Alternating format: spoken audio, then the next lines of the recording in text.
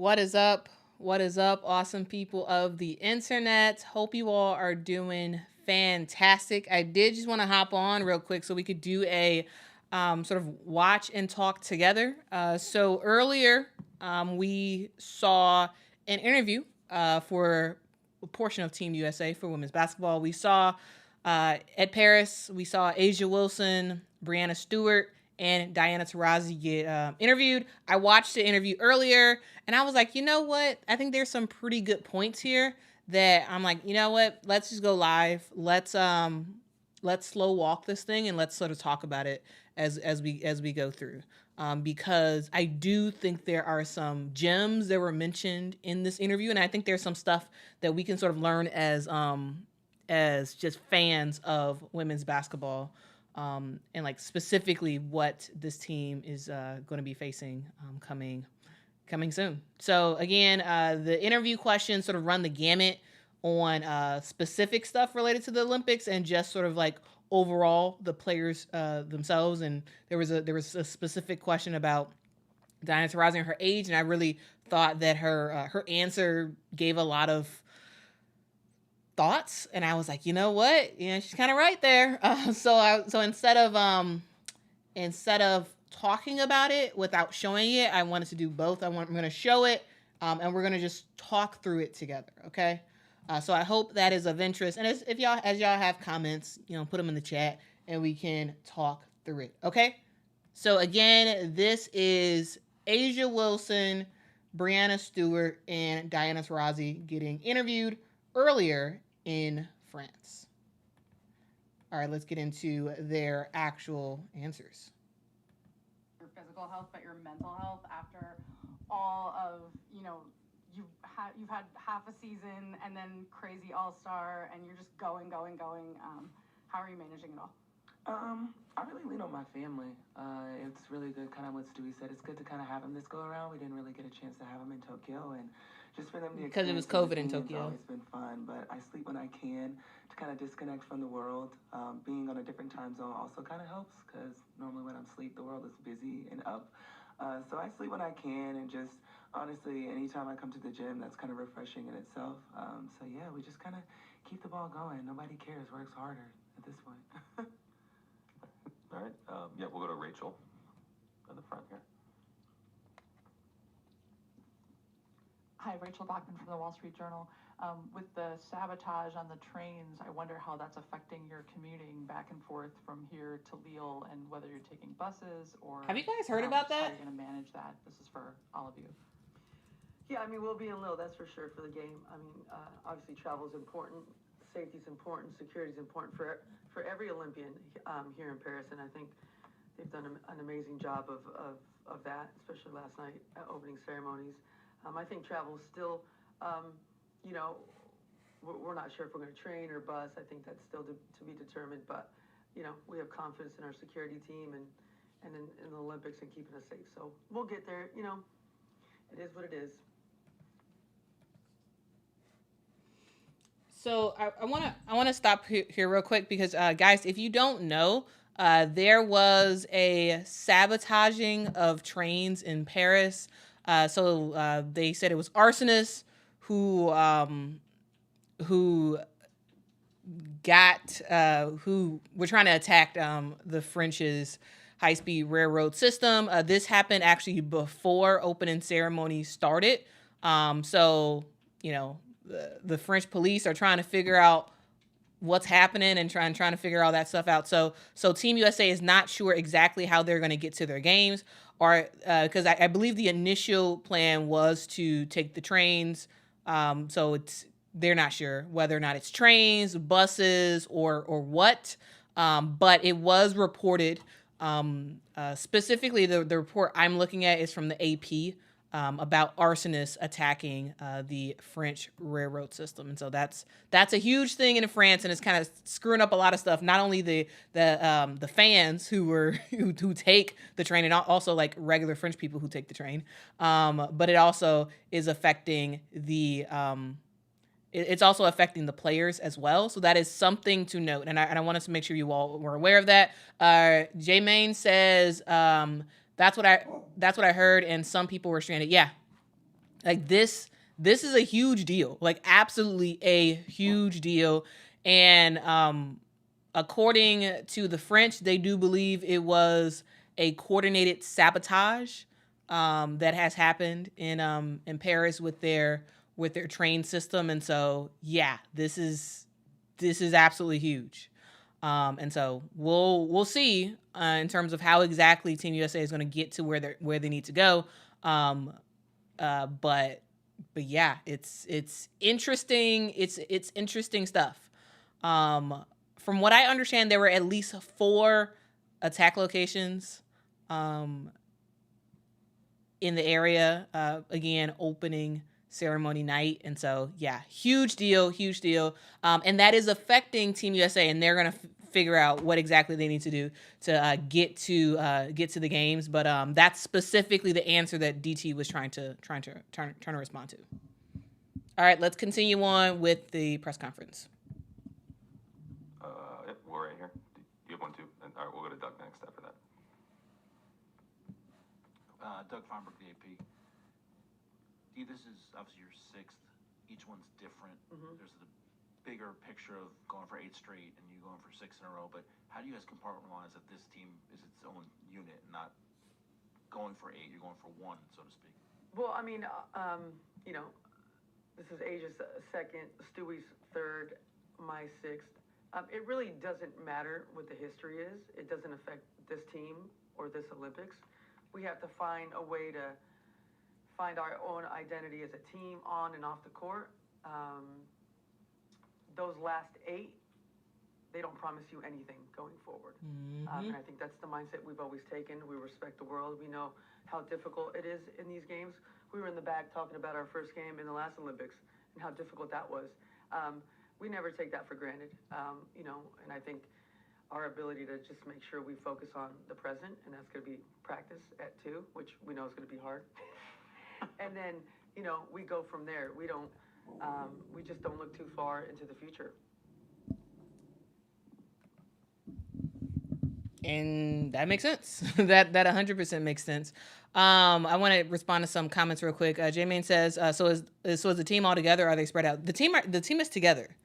The team is together. But you know, they have to travel to go to the games and whatnot. And so you know, that's a thing. That is an absolute thing. Quentin says, can the press conference volume be louder? Yes, I can make it louder. My apologies. I will make it louder. Yes.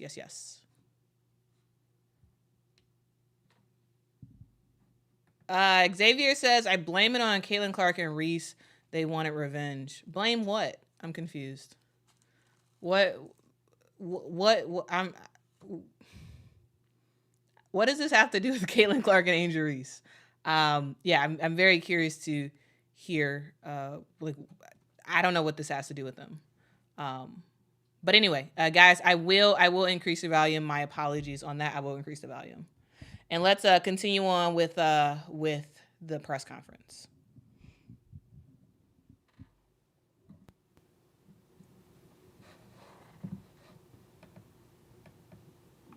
Lindsay Schnell, USA Today. Stewie, first I would like to know how Team USA plans and let me know if this is loud enough or not. Birthday while you are all in Paris. Yeah, I thought Ruby's this birthday is August 9th. You two August 8th. Are we invited? Oh, you guys are formally. Are we invited to your birthday party? I mean, yeah, might be 2 different You guys parties. are formally. Asia's gonna be celebrating her birthday too. We'll have some juice. Yeah, honestly, I don't know. I think that we're gonna have our family's gonna be there. There's a ton of kids with our Team USA group, so I'm sure we'll find something fun, very Paw Patrol like. If you all don't know, Ruby is Breanna Stewart's daughter. A great day for her, and you know, for us, we'll just be continuing on our journey. I had a serious question also for Asia regarding American democracy. I was curious. All right, I'm going to skip so this much one in 2020 because this is a very political thing, and politics is not what I do on this channel. So we're gonna skip this question. It was a question about the election and Kamala Harris and a whole bunch of stuff, and I don't want to. around a lot of young people all the time, and all right. People dream too. What? So I do wanna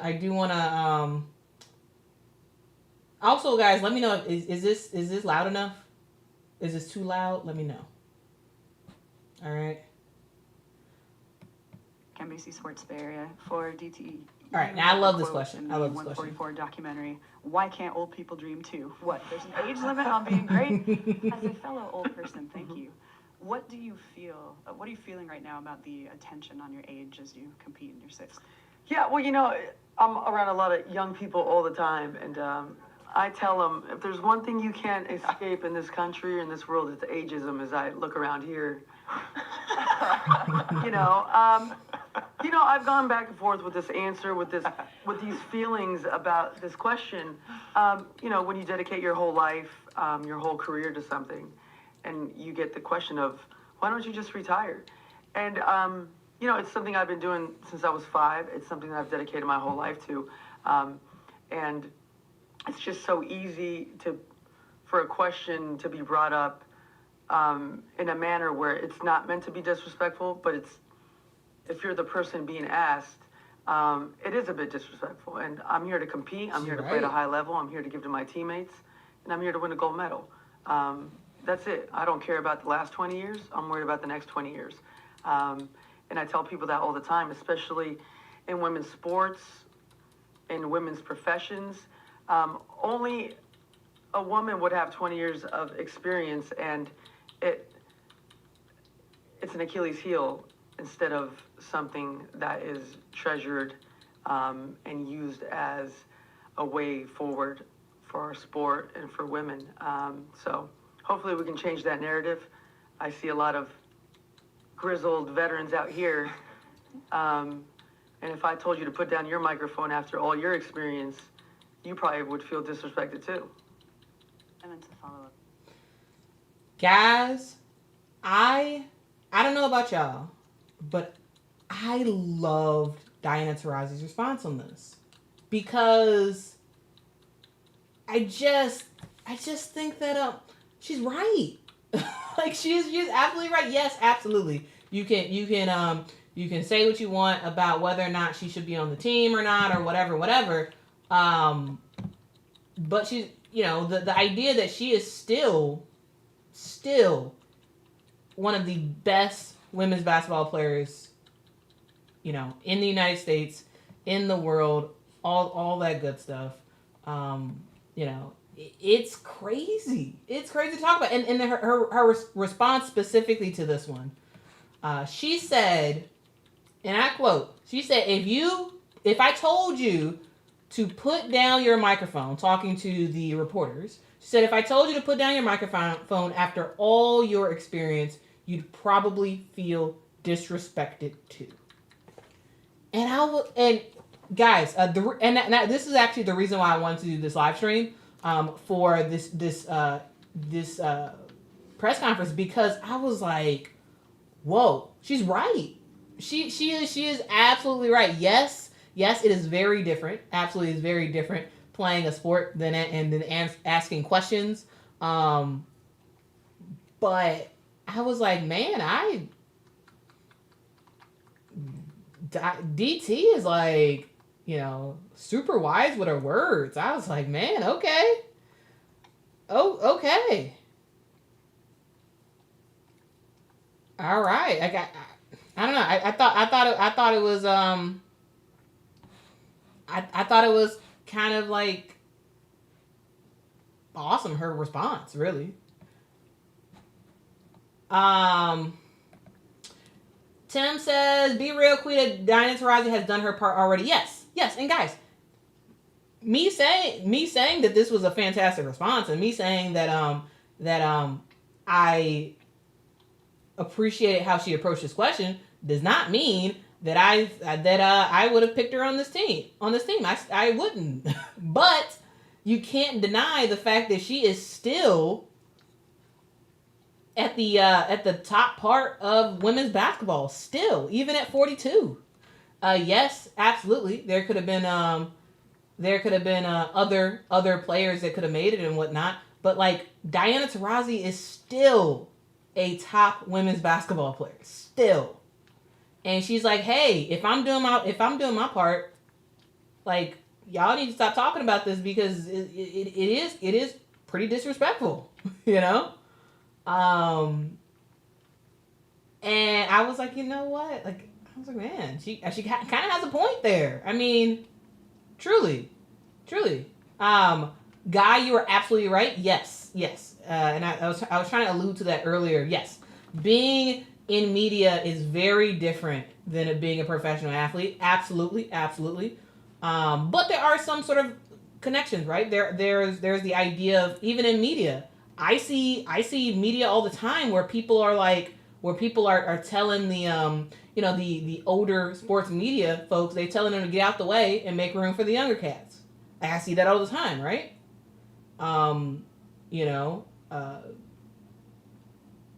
And yes, it's very different because one is athletic and one is not.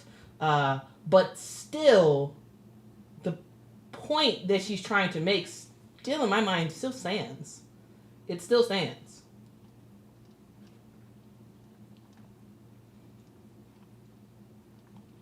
Jalen says she is right. Yes, it is disrespectful to the person you're asking, even though you didn't mean it as saying retiring. Yeah. Carmela says, I agree and understand the overall sentiment. Kevin says, I can understand if production dipped, but she remained consistent. I mean, her production did dip from her prime, but she has remained consistent over the last several years, and she's still, averaging, like, really good in terms of points and whatnot. J-Man, yep. Tom Brady did retire. Yeah, he was 45. Yeah, he's an old one.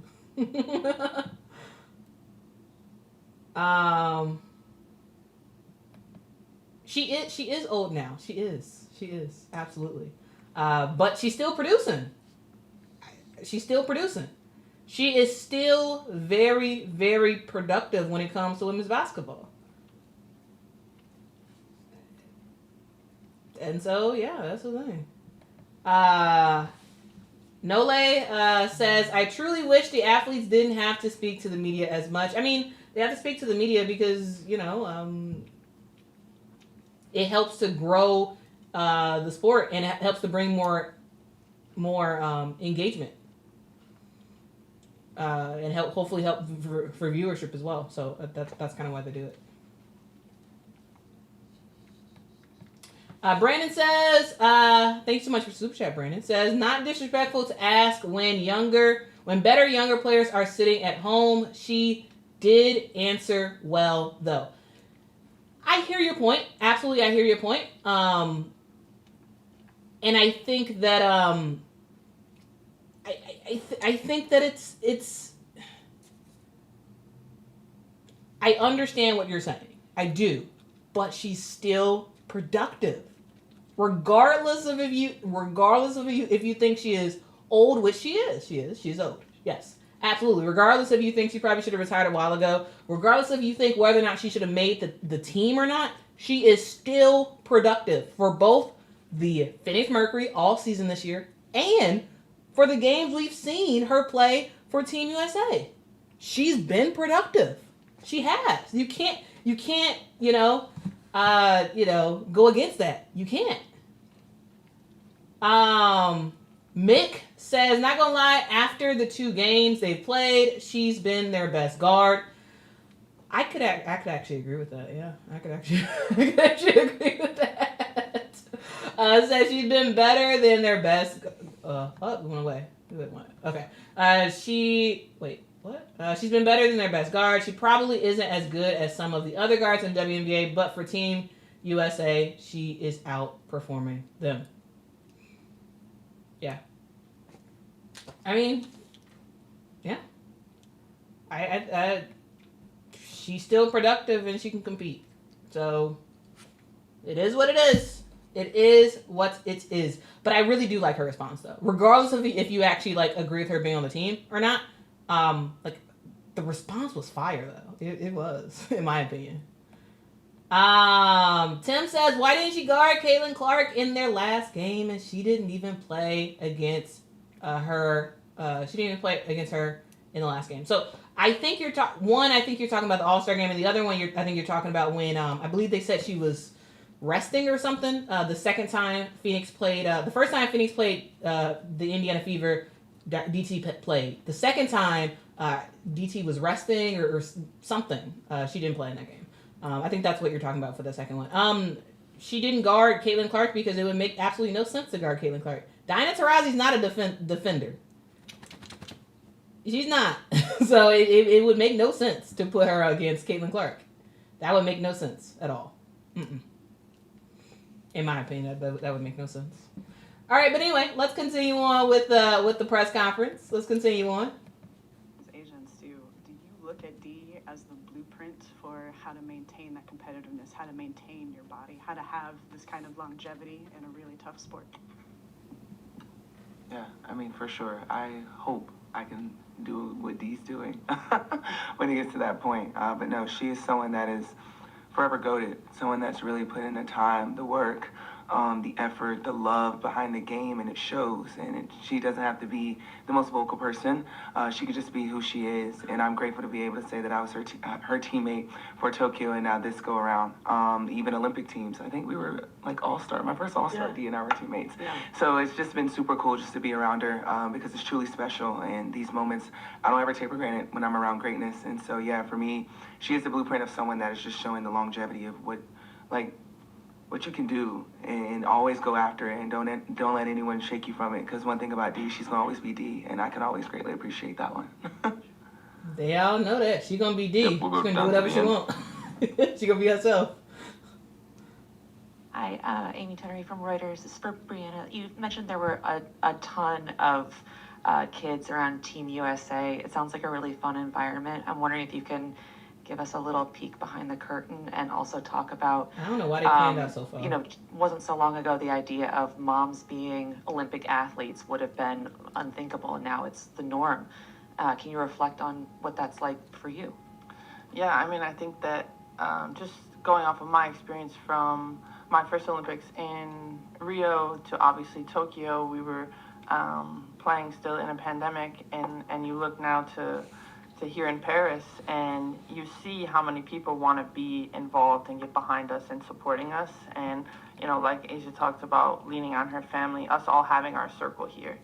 And between the men and the women, there's a lot going on in our hotel, and a lot of people supporting us, which I think we can all appreciate. But hopefully the kids are gonna very empty press room, make some friendships that they'll look back and be like, you know, wow, like when they look at pictures, because I don't know if Ruby's gonna remember anything, but you know, she'll be friends with Isla, who's, you know, they're similar in age and stuff like that. And what was the second question? Oh, the changes and the differences.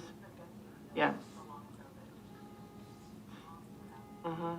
A lot of stereotypes. You couldn't be a mom and be an athlete. Now you're at the Olympics competing at the highest level. It's a pretty incredible change. Yeah, I mean, I think speaking as a mom and speaking for moms, especially those that are here in the Olympics, we want to be great at both, and really taking pride in that and making sure that, you know, whether we're with our kids or on the basketball court, I want to be the best that I can be, and to show my kids that, you know, when they get older, they can do anything that they want. So I think, you know, for us as moms that are here in the Olympics, we just want to continue to change the standard, change the narrative, because, you know, there hasn't been as many kids as there are in this one ever, and we only want that to continue to grow.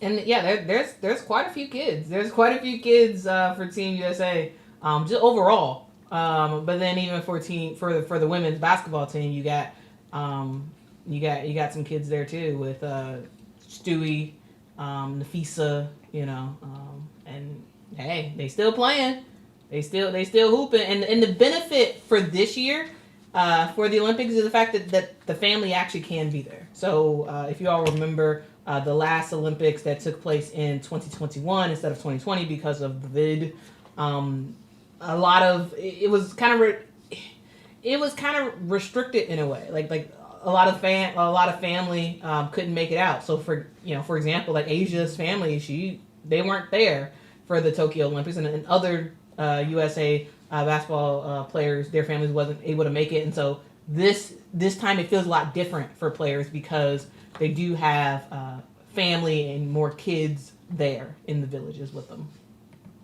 Great, we'll go and back there. Then we'll come up to Rachel here on the right. Hi, Natasha Dye, People Magazine. I'd love to hear about your experiences last night at the ceremony. Any fellow Team USA athletes you got to hang out with, or I thought performances this you is funny. especially This is a enjoyed? funny question. I got pins. Everybody's trying to get pins, y'all. Flex, but I got a break dancing Pins are a big deal. Huge deal. Pretty legit. Got a skateboarding pin. But it was raining. Yes. I don't know if you guys saw. A little weather issue, so wasn't really into everything as much as I wanted to be. I actually got back and put it on the BBC. It looked beautiful. You know, that's the tricky part about being in opening ceremonies is you're a part of it, but you're really not a part of it because you don't get to see the performances and the lighting and, you know, the beautiful landscape. But it's always special when you're with the whole delegation because you're with people, you're with other participants, athletes that give up their whole lives and sacrifice for this one moment. And if anything, that's the one thing we can all relate on. So it's always cool being around, you know, every other athlete that's given everything to be there. So that's always my biggest takeaway from being at opening ceremonies. Guys, real quick about that answer. One, with the pins, I have seen so many videos already of Olympians trying to get other people's pins. Like, I didn't realize this was a thing until maybe this year. Like, I don't know. Because in years past, were there pins? Like, I can't remember. And you know, if that was like a thing for people to collect. But this year, it for sure is a thing for people to collect. And Asia is killing it when it comes to pins. Did y'all see her lanyard? She got a lot of pins. She has a lot of pins. But guys, also the idea about you know, them not really being able to enjoy the ceremony because again they were on the boat in the rain basically the whole time as all the stuff was happening, and so they didn't actually see what everything looked like, and you know, until they can go back to like where they're staying at and watch it on TV because they didn't get to experience it, and even less so that they get to experience it than like in the past where they would be in like a big old giant arena and they would do a circle lap around or whatever. Like, this is very different than in years past because they were all on boats and whatnot. So yeah, it's a thing. Carlos says Asia collecting these pins is funny. Yeah, it is. Yeah, it's a thing. So I guess I haven't been paying attention in the past. Like, man, like I didn't realize how much of a thing this is. Like, this is crazy. Like, a lot of people are trying to get pins.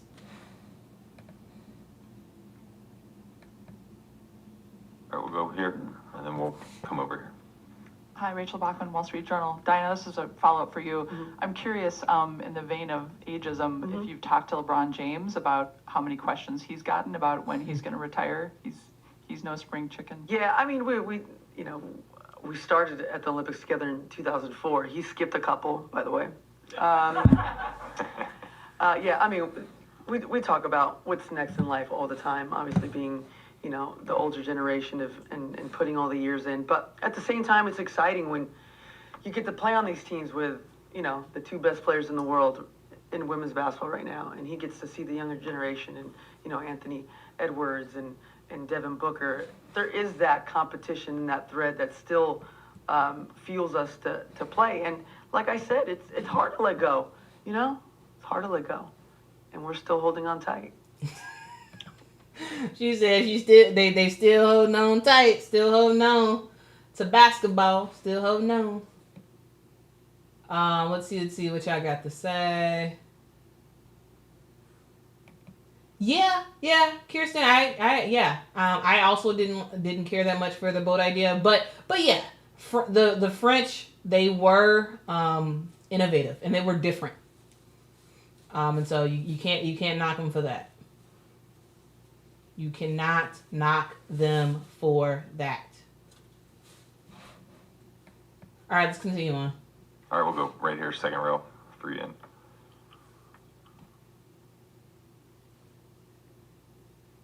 Thanks, Ina Fried with Axios. I'm curious how, for each of you, how you're trying to navigate this moment when women's basketball is finally getting the attention that it's long deserved. Listen to this response. And yet there's so many people Stewie has that a are great new one. to the sport, commenting on it, who don't really know it, creating narratives, controversies. How do you take advantage of the increased attention and manage the other? I mean, I think, first of all, making sure that we have the best product on the court. You know, anytime we're playing, we want to show everyone who's watching why they should be watching, and those that aren't watching, that they should tune in next time.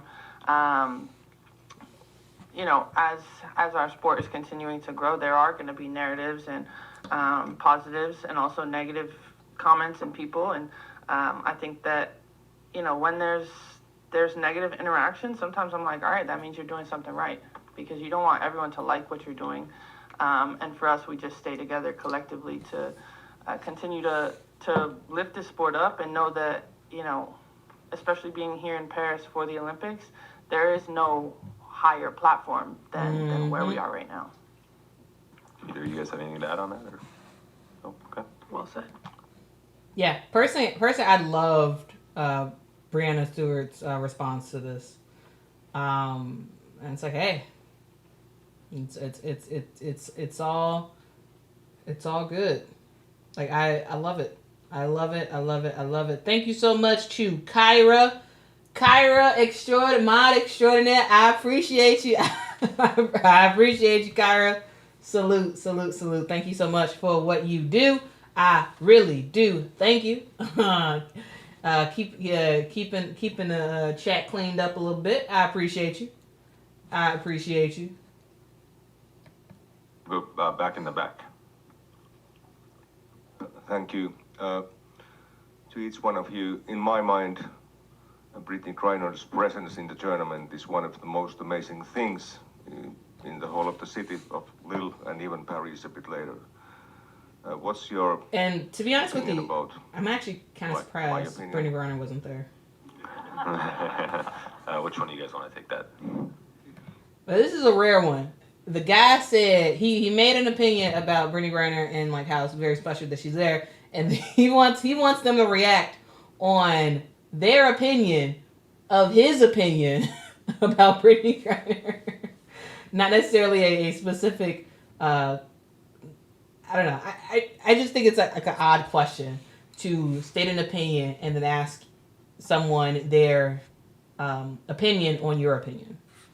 I don't know. Because he could have just asked, what are you all's thoughts about Brittney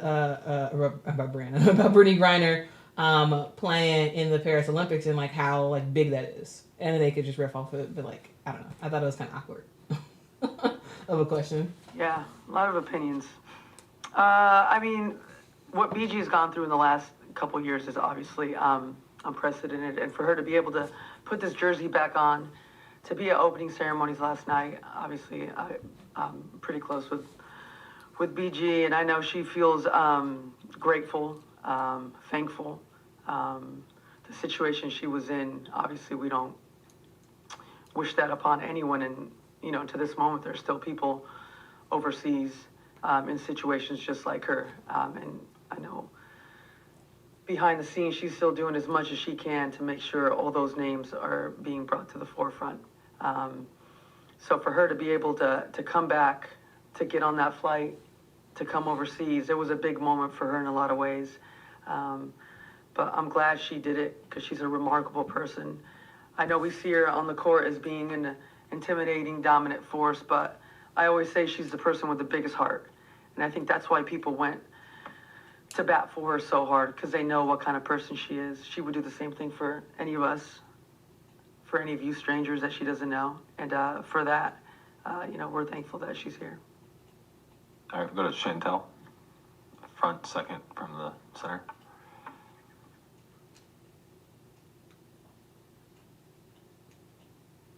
Chantel Jennings with The Athletic. Asia, obviously not your first Olympic Games, but your first experience in Tokyo was not typical Olympic experience, if there is such a thing. I'm curious what parts of the experience so far have like exceeded your expectations of an Olympic experience. Anything that surprised you in this typical games? I mean, we honestly haven't really gotten started yet to really feel the difference. But I think the biggest thing for me is just having my parents come and enjoy the moment with me. I truly miss them in Tokyo because, I mean, it's a big moment. That was my first one. So this go around, just my parents coming out and I guess letting them experience it will be my biggest special experience because they've sacrificed so much for me to be here. I mean, I've told this story a million times. I had an Olympic team birthday party. Like, they put that together. So to now have them and actually, like, come and experience the actual Olympics is going to be probably the biggest thing for me. So, yeah, I mean, once things get going, I'm pretty sure hopefully we can catch some events. And I think that's what I'm super excited for, is to see other greats be great in their respective fields. Guys, I just got to say this. I love Asia Wilson's relationship with her parents. Like, I love it, guys. Like I feel like she's always talking about her parents and how, like, grateful she is of them and how supportive they were of her and still are, sort of, you know, living out her dream. Like, I love her relationship with her parents, and it's probably because I'm also extremely close to my parents too. And like, if I was at the Olympics, I absolutely would bring them along too and be like, "Hey, y'all need to experience this and let's enjoy this together." Like, I don't know. I think it's very, very something. It's very special.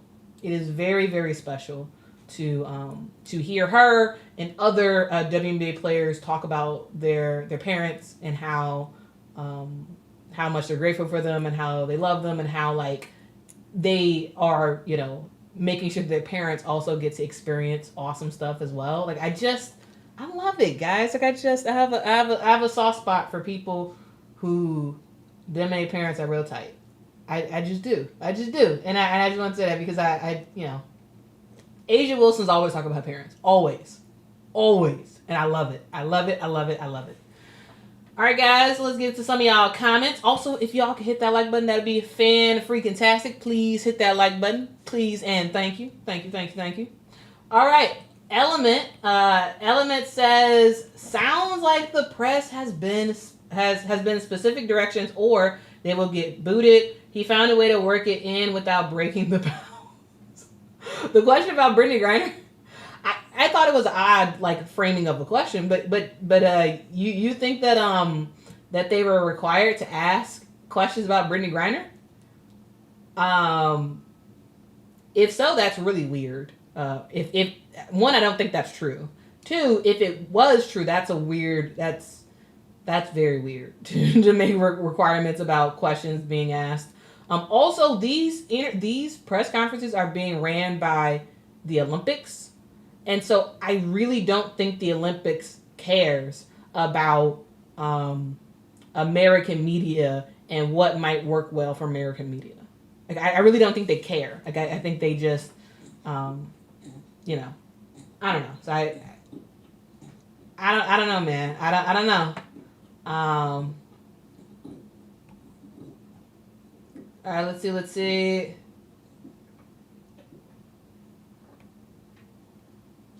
JC says it would be interesting to see the ratings when they come out. I mean, yeah, sure, I guess.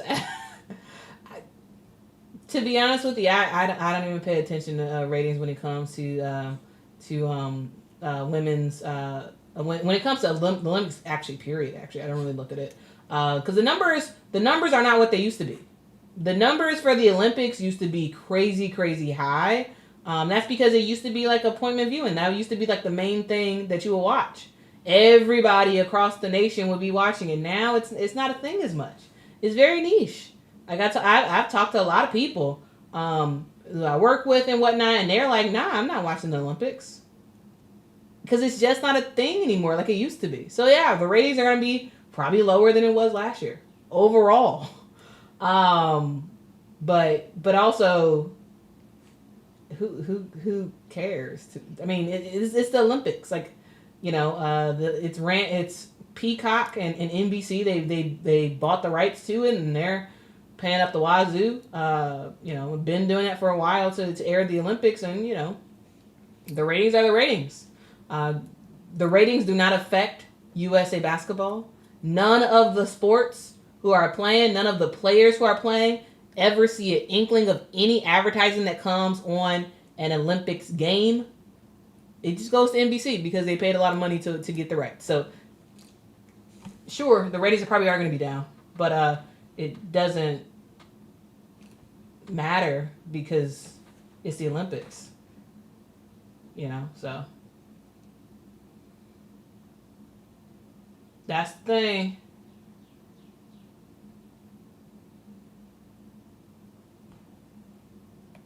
Dan Doy says, I hope the foreign reporters ask about Caitlin Clark and they give an honest answer. Just asking. They didn't ask about Caitlin Clark in this press conference. So if that was like your only reason for continuing to watch this, then yeah, they didn't ask. So I mean, maybe you might want to leave or something. I don't know. They didn't ask. But also it's not just foreign reporters. Like there were some American reporters who've asked questions in this as well. But but in general, the foreign reporters, a lot of them don't know and or care necessarily about like whatever drama is happening in America. All right, they don't.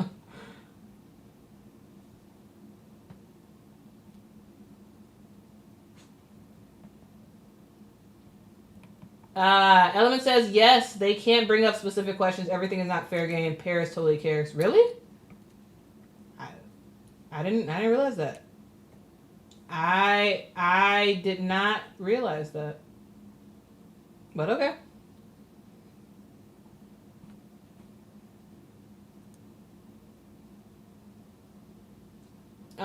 Guys, can we not talk about politics? That is the thing that I really don't care about. If you want to talk basketball, let's talk basketball. We can talk whatever when it comes to basketball. But when you start talking political, I don't care. I don't care what you think politically. I don't. And you see, I skipped over that political question that they asked too, because that's not what we do here. That's not what we do. I'll go to Lindsay right here. And then next we'll go to and from the aisle. Lindsay Schnell, USA Today. Dee, to follow up on BG, when we were all at the Final Four, one day in the lobby, these little girls saw her from across the way, and they were like, it's BG, it's BJ, and they ran over and they gave her a hug, and they took a picture with her. And what I was really struck by in that moment was just how joyful she was. And to your point about her having a big heart, and everyone says she's just a big kid. Have you been impressed or surprised at how well she seems to have adjusted? Like if you just saw her in that moment in that lobby, you would never know she went through this horrific thing for a year. Yeah, I think that goes back to her being really grateful, thankful to be, obviously back from a horrific situation. And also it just tells you that just human experiences, you have to move forward in life. You have to make sure you recognize what the past looks like for you as an individual. And there's always a moment that you have to move forward. Because if you don't, you can stay in a dark place for a long time. And I think she made that decision. Not saying that, the minute she got back from that, she was the happiest person on earth. But she found a way to navigate all those emotions and all those situations to move forward and be in a place where I think you see her on the court, you see her off the court with her family, with her teammates. She's in a position that, she wants to be in. And that comes from a lot of hard work on and off the court. I'll go right here, and then next we'll go third row.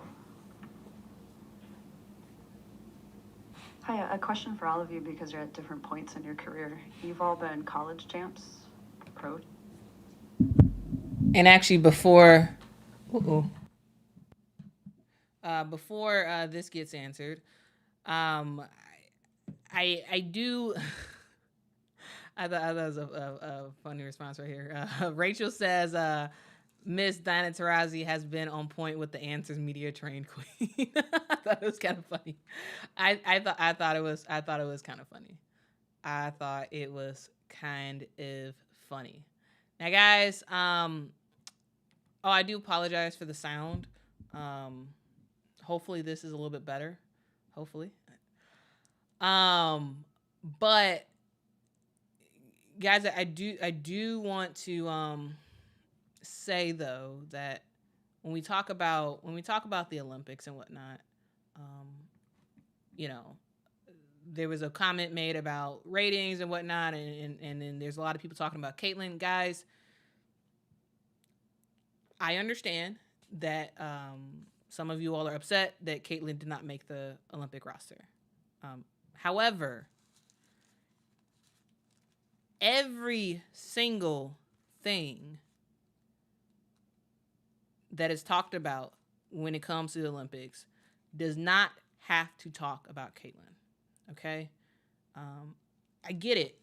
She was very worthy, in my opinion, of making the roster. She did not make the roster. Move on. Guys, please, please, please move on.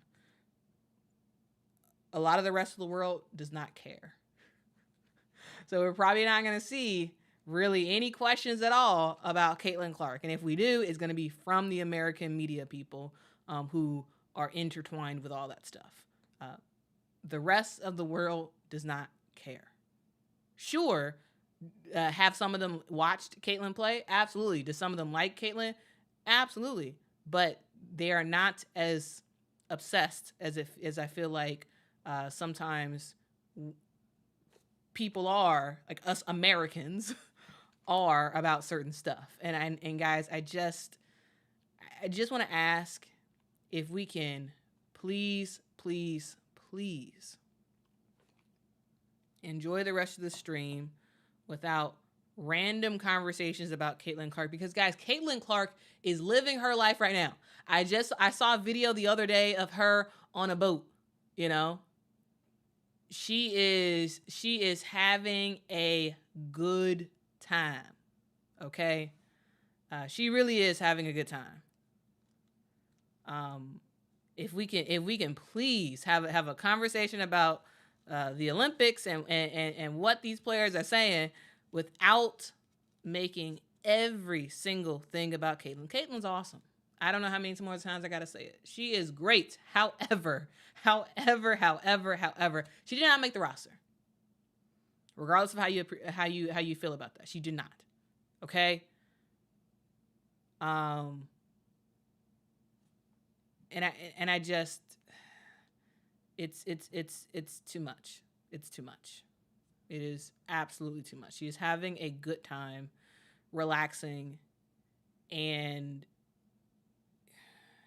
you know, maybe you know, we can give her, maybe we all can give her a break without being mentioned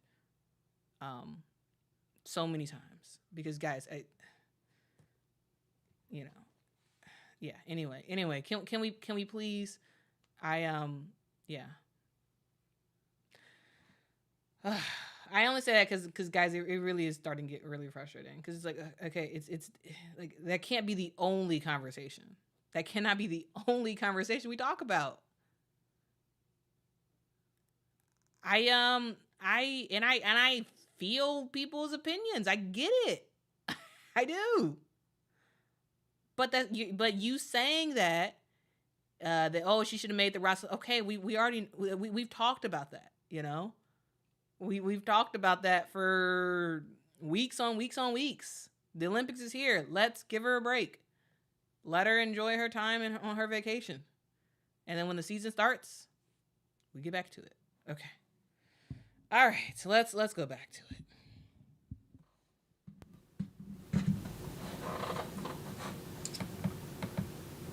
Gold medalists.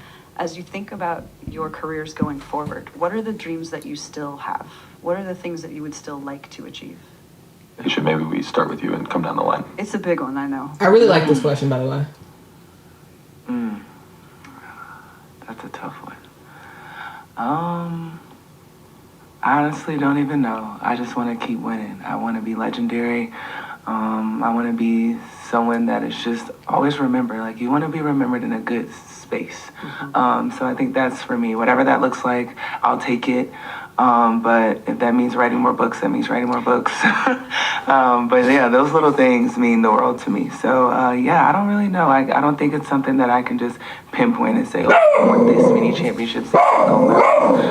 Whatever it looks like, I want to be great at it and I want to have fun in it. Yeah, I mean, I think yeah, Mr. President. I think that, the three of us, that's why we play. We play to win, and anytime we step foot on the court, making sure that we bring our best, and then, from a different perspective, making sure to continue to push the needle forward. We're at a pivotal point in women's sports, women's basketball, specifically WNBA. It's going to get really interesting. Now that we have that new TV deal, the opportunity to opt in or opt out of the most recent CBA, and make sure we just continue to get everything that we deserve and really don't settle for anything less. So I think that, knowing who I am and what I can do to help make that go forward.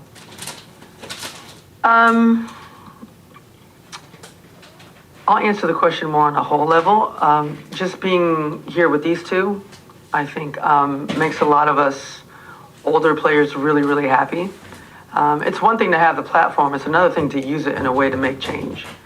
And, I think a lot of time the younger generation, gets criticized a lot, but also the younger generation's what's pushing the needle forward.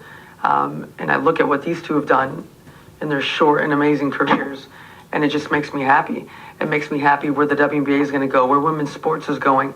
As individuals, they'll be able to change the world at home, which unfortunately our generation didn't really get the opportunity to, having to go overseas, which I think Stewie's gone, Asia, you haven't, but they're moving the needle socially, economically, and professionally for the rest of our country as women. And, that's going to be their legacy, far beyond being the best two basketball players in the world. Right, and we can go third. Y'all, sorry about Mr. President. Sorry about Mr. President. It was so loud. Some like, yo, is that a dog? Was that a dog at the press conference? Nope. That was just Mr. President. He wanted to. He hadn't said anything this whole stream, so he wanted to give his time to shine. Y'all know how this dog do. Y'all know how this dog do. But anyway, sorry about that. My apologies on that. Probably should have put him up, but I didn't. I did not put him up, and we get what we get. All right. I see people asking about Belgium. We're gonna get to Belgium once we finish this stream. Once we finish this stream, I'm gonna update you all about what's happening in Belgium. Okay.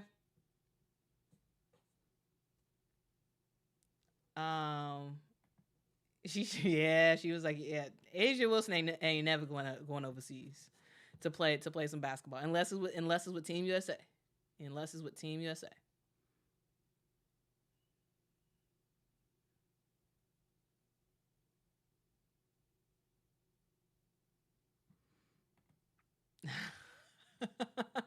Yeah, his name is Mr. President. He was born on the 4th of July. So, of course, I got to have something that screams America. And, Mr. President does that. That screams very America.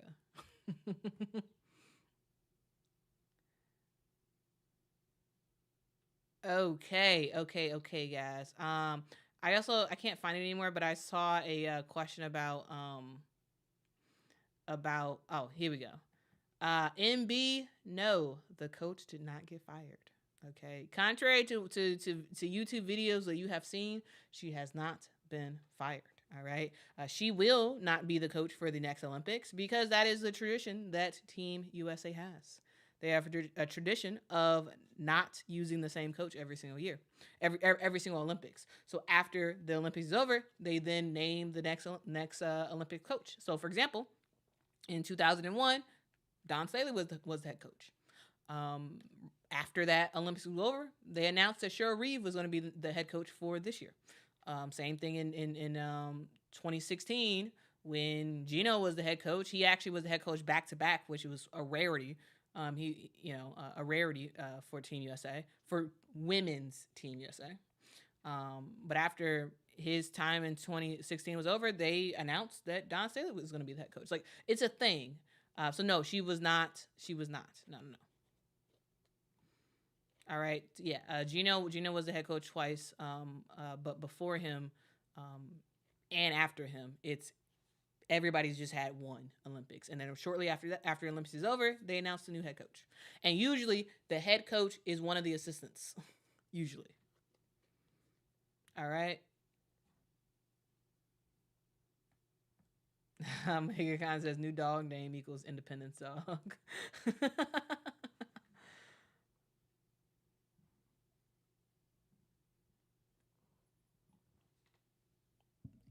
All right.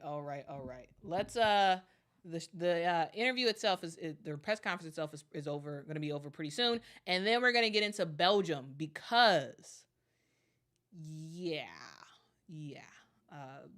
they lost a huge player that I think basically wraps it up for Team USA to dominate. But yeah, let's get to the rest of the questions. I think 2 in, can't really see.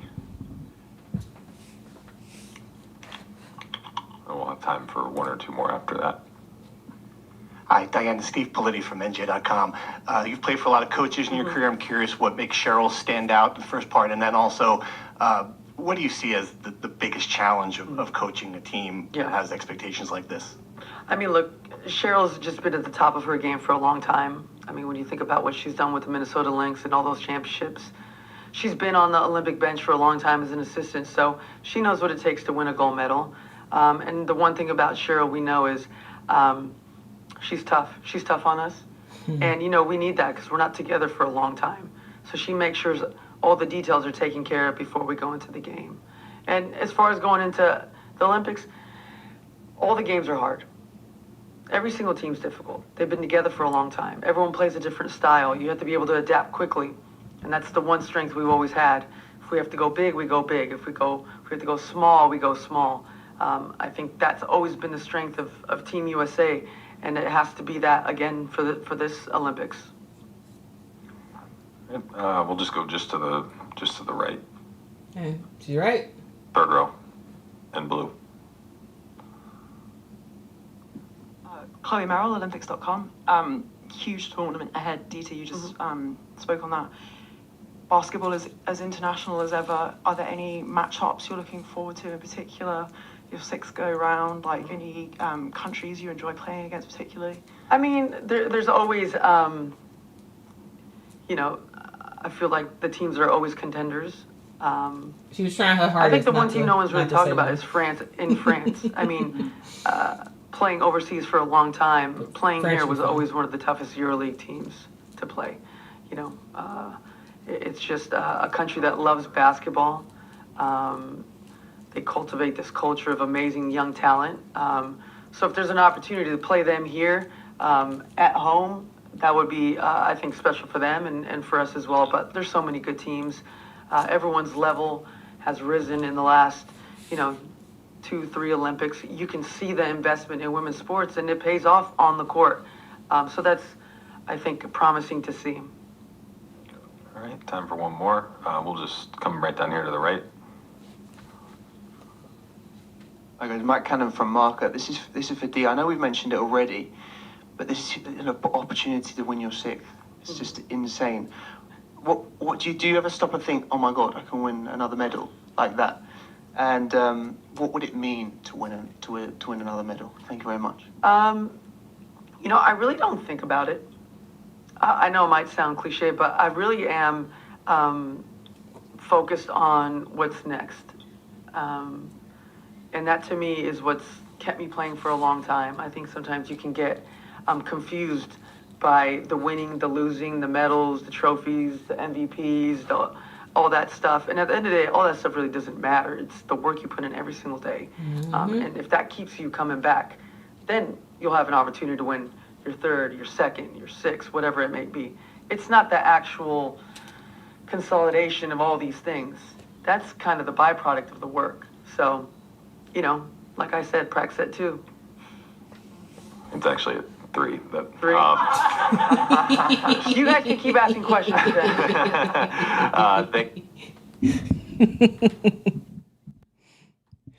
All right, guys. So that was the press conference. I thought it was funny the way it ended. But that was the press conference, guys. I did want to play it and just sort of like do like a walkthrough because I thought it was pretty interesting. I thought we had some interesting moments in that press conference. I will say this, guys. As Diana Taurasi continued to get older, her like question answering is just, she's so good at answering questions, y'all, in terms of like saying exactly the right thing the right moment. And not messing herself up with any of her responses.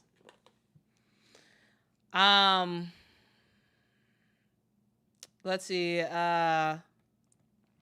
DW says, excuse my ignorance, but when they say these other teams have been together for a long time, some of these teams like the only team in their country, or what do they mean when they say that? So here's what they mean. So I would say for both Team USA and Team Australia, those are the teams that are not as together. So Team USA, they can't be together until literally 2 days before they flew to Paris. Because the reason why is because of WNBA. A lot of other countries, they don't, there's nothing else going on related to women's basketball at the moment, and so the team literally, they hunker down and they practice and practice and practice, and they get good together and get a lot of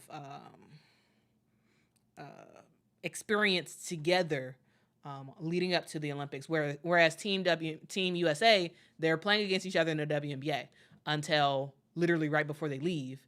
And then they go do a quick practice, play in the All-Star game, and then fly the next day to, or I believe they may have flown the same day, flew to to Europe. So that's what she means by that, is that a lot of other teams, a lot of other nations, they do have a chance to actually practice a whole lot more than Team USA does, because Team USA, the WNBA is happening. So those players can't rest, really. They can't sort of develop a lot of chemistry because they're in the WNBA and they're going straight to, basically going straight overseas to play. So that's basically what Diana Taurasi was meaning by that. Also, another team that's affected by that is the Australian team as well, because a similar thing. They do have a significant amount of players that play overseas, specifically in the WNBA, and coaches and whatnot. And so, again, they also don't get that much playing time together. At least some of them do, but not the entire team. And so that is something to note. Okay. All right, guys. So I do want to give you all some information about some news that is absolutely huge. Related to Belgium. And guys, if you don't know, Belgium is actually in Group C. And this is where we'll see the United States play as well.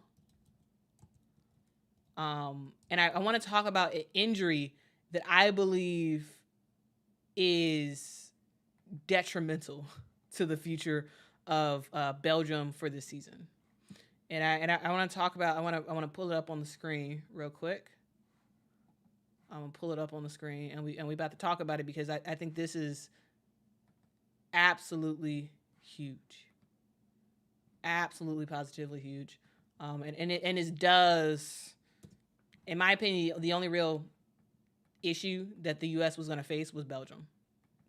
In my mind, I was like, yes, of course, you got to play your best for every team and whatnot, and you never know what a team can do. You always got to show up because you can always get got.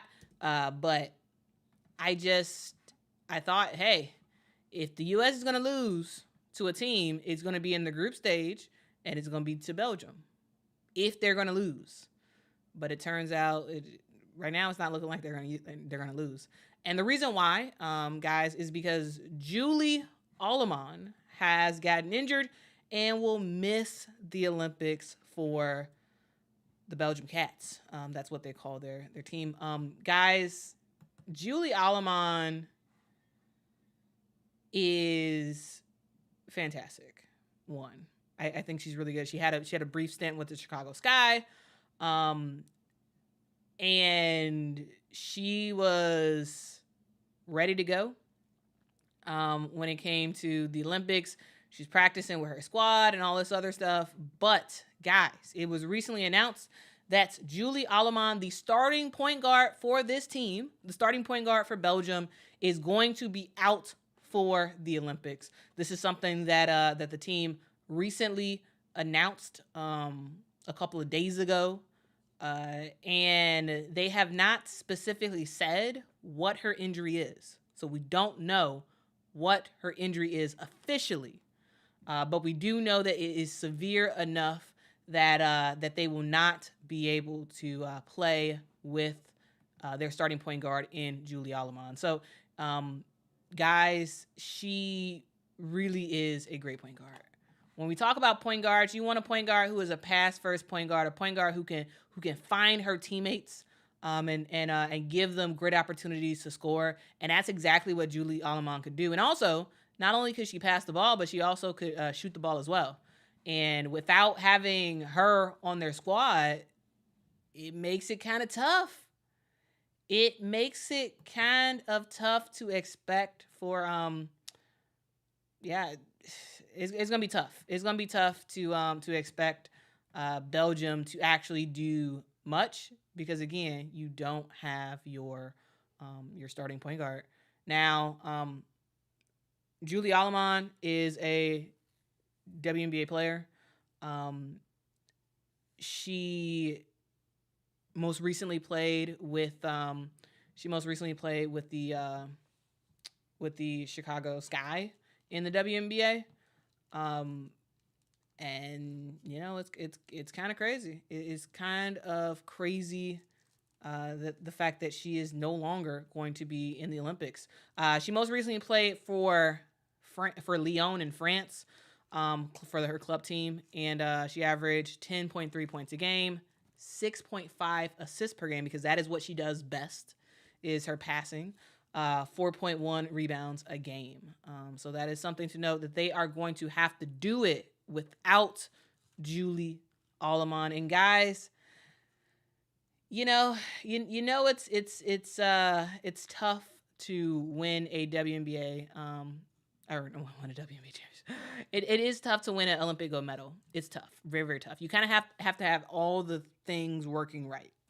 And if you're a team that's not named the United States, an injury like this could absolutely destroy your ability to actually make a medal. And it's tough. It is absolutely tough because of anybody, Belgium was going to be the squad that was going to give Team USA that work. But I guess that is not going to happen now because Julie Alleman is injured. That is very, very, very, very tough. Lindy says, was it a calf injury? I am not sure. The articles I have seen have not indicated a injury. So I am not sure, guys. I am really, really, really not sure. What specifically was the injury. Quinn says it's huge, but Alleman didn't play against the U.S. Close game, so I guess we will still see a really good game. We will see a really good game, but I think Belgium has less of a chance to beat the United States after Julie's injury.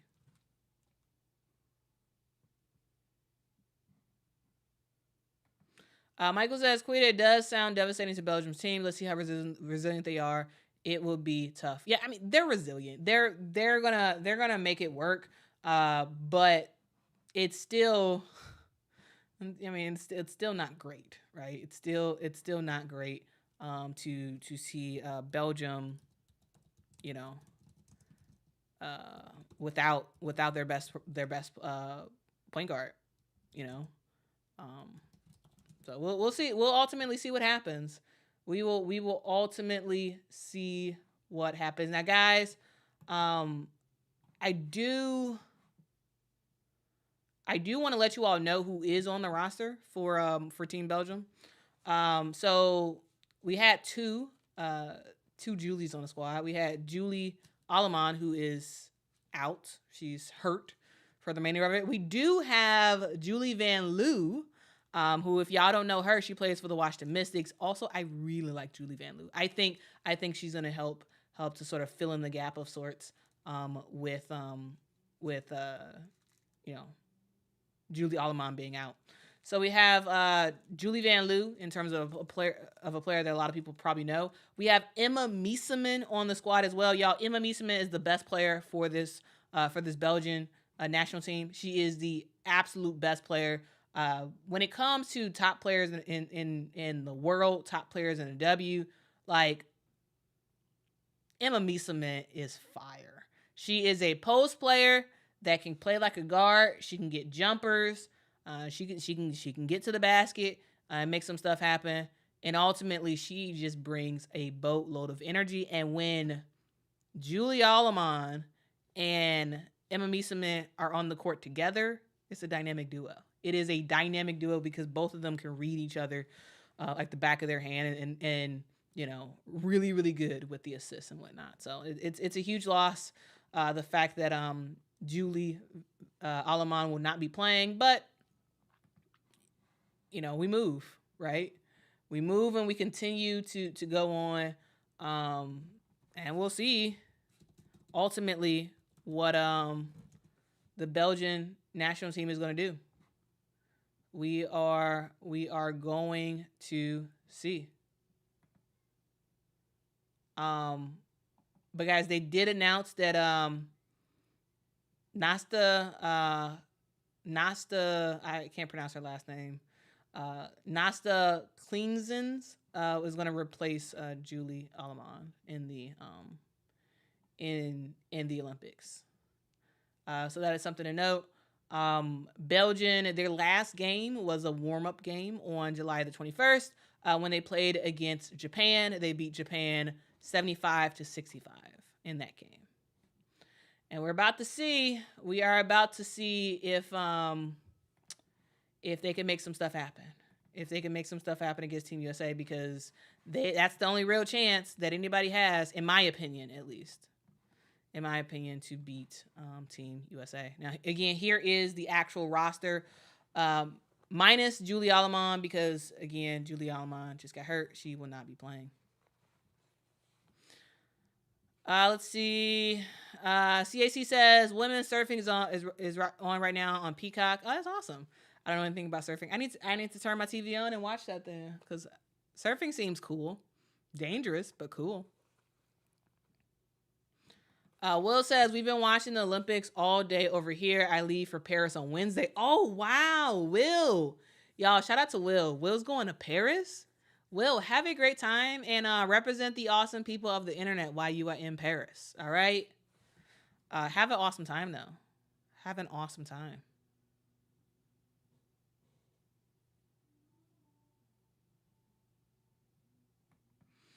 Yeah, Quinn, I like Julie Van Loo. I like her a lot. Yeah. The Olympics hasn't started yet, so they could call her up, call up another player. Rick says deep hamstring is what I heard. Okay, all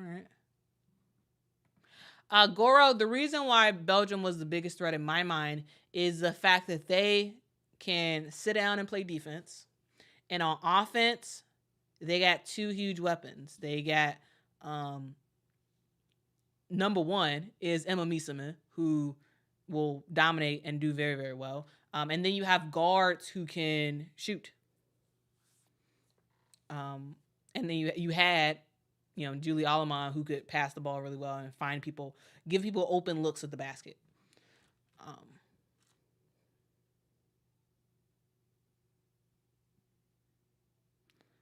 Let's see.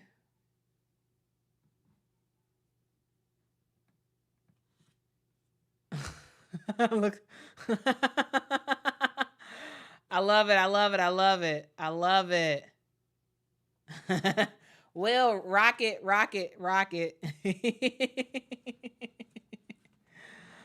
Oh man. CSU says I will keep my eyes open. Yeah. We international. We're gonna be international, y'all. Thanks to Will. But guys, if y'all want to get some merch, y'all can do that at QLSapparel.com. Once again, that is QLSapparel.com. Yeah, get some merch and rock out, guys. I got some awesome merch that's letting people know what's happening. So yeah.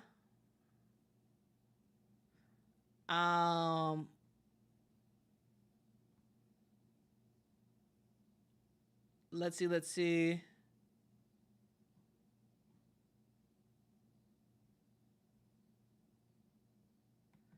All right, bye, Tony. Hope you're doing well.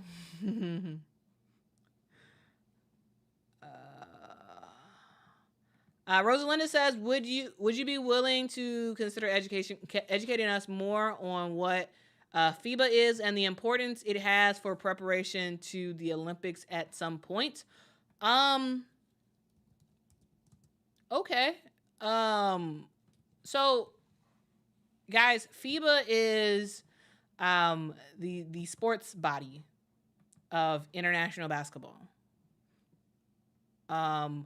So it's sort of like FIFA. You know how like FIFA is the sports body for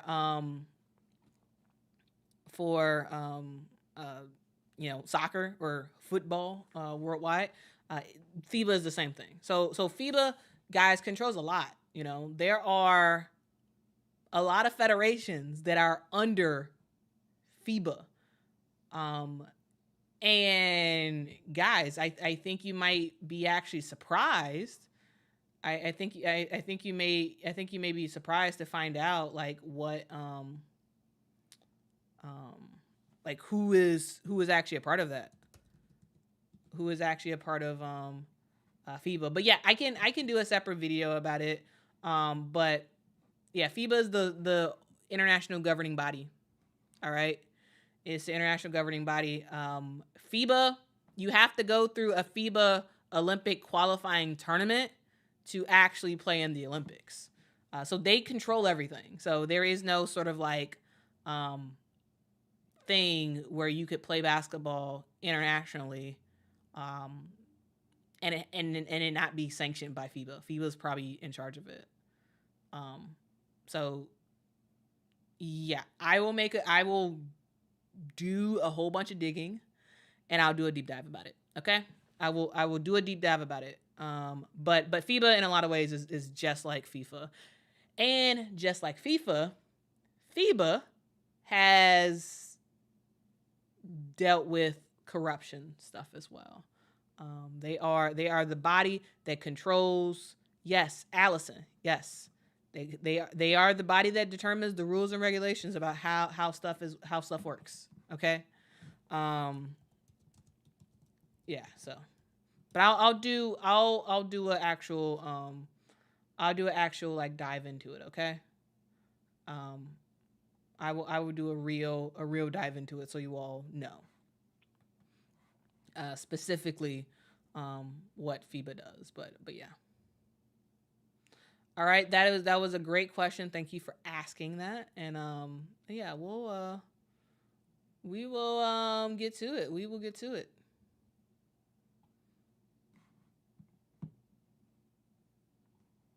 All right, so yeah, I'll again thank you for that suggestion, guys. If you all have more suggestions about what you want to hear, what you want to learn more about, let me know. Because to be quite honest with you, I everything I just said is everything I can think about off the top of my head about FIBA. I will do some crazy research and put together a presentation for you guys to sort of explain FIBA for you. All right.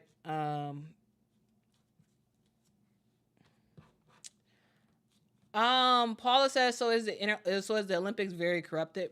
I mean,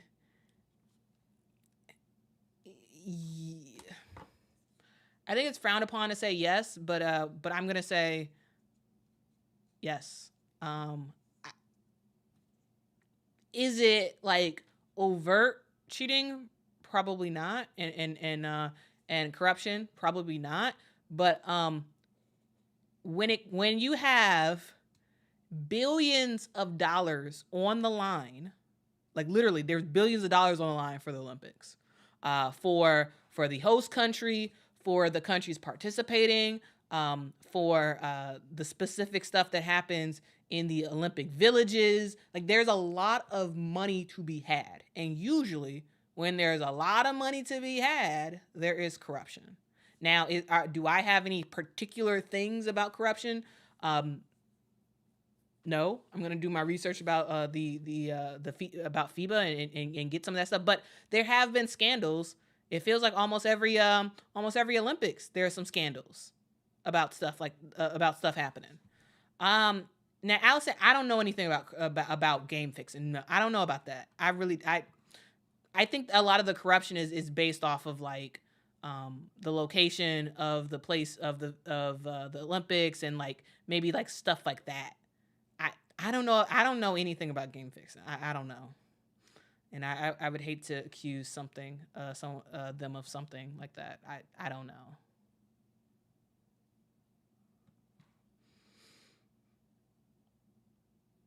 All right, so yeah, but you know, I mean, guys, we've already seen our first scandal. I don't know if you all have noticed it, but like there's already been a scandal when it came to the Olympics already. The Canadian women's soccer team has already gotten in trouble. Their head coach has been kicked off, and they are being punished for it. Now this is a women's basketball channel, so I'm not gonna go into that. But truly, if I had time, I want to do a deep dive so bad about this thing, because I think this is absolutely crazy what has happened to Canada. They have been caught trying to cheat at the Olympics for women's soccer. And the thing is, they have completely, like the coach and whoever else was involved has completely destroyed Canada's chance of doing anything. Like it's done. Like it's done. So it's kind of terrible, but that's what happens when you flying drones and you're trying to spy on your competition. But yeah, anyway, it's crazy. But yeah, I'm not gonna go into that. But guys, are there any soccer channels that's talking about this? I hope so. If there are, watch those and they'll do a whole deep dive of it. I wish I could. Actually I could, but also like this is not what this channel is about. This channel is like the basketball channel. So, but y'all know I love me some women's soccer too, and so I've definitely been paying all attention to that. And also, Team USA won already, for women's soccer. But anyway.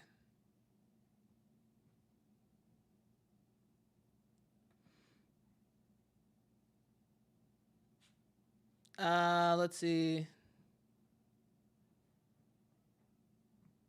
Yeah, they got down 6 points. Yeah, well, to be honest with you, Alice, I don't know if that's nasty work. I thought that was pretty fair, to be honest with you. It's pretty insurmountable.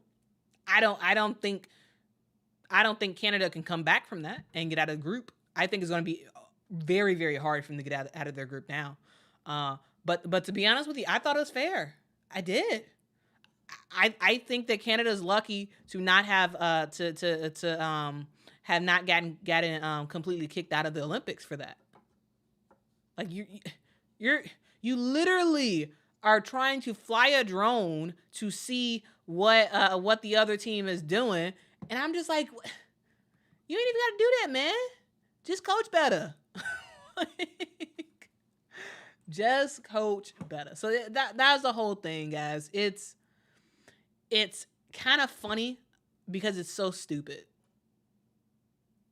Like it's so stupid that it's funny.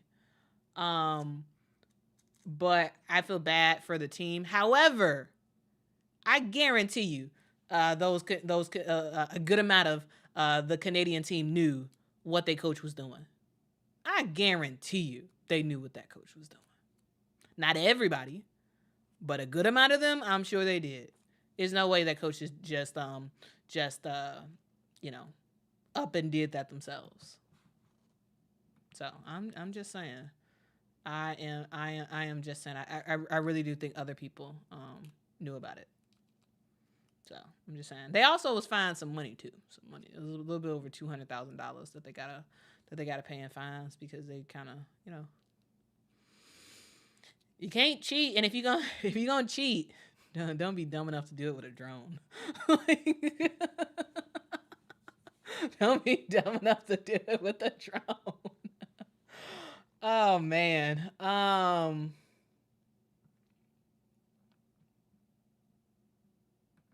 Alistair says, I better hope that the investigation finds that it was just for this tournament, or they will have to vacate the medals for sure. Yeah. But I tell you this, a lot of times people get caught doing something. It probably was never the first time that they did it. It was just the first time they got caught. That's all. That's all it was.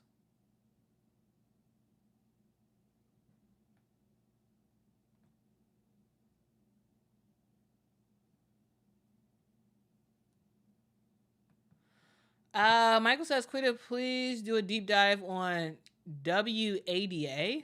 What is that? I don't know what that is. Michael, does this have anything to do with women's basketball? Michael, to be honest, I don't know what the WADA is. Let me look it up. World Anti-Doping Agency. Oh, okay. Scathing criticism of the ramping, dealing with. I haven't heard anything about that. I haven't heard anything about that. I'll try to look into it. I don't know.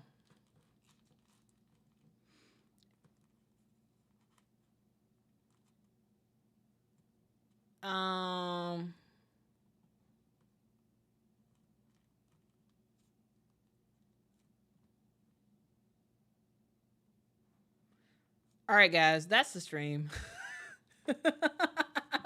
I feel like we're about to start getting into a rabbit hole. And that's the stream, guys. I appreciate y'all for rocking with me. Michael also says, just FYI, on Soccer Canada, the drones spying is not the first time. I'm sure it's not. It's just the first time they got caught. That's all it is. I think that's just the first time they get caught. And hey, better late than never, I guess. Better late than never.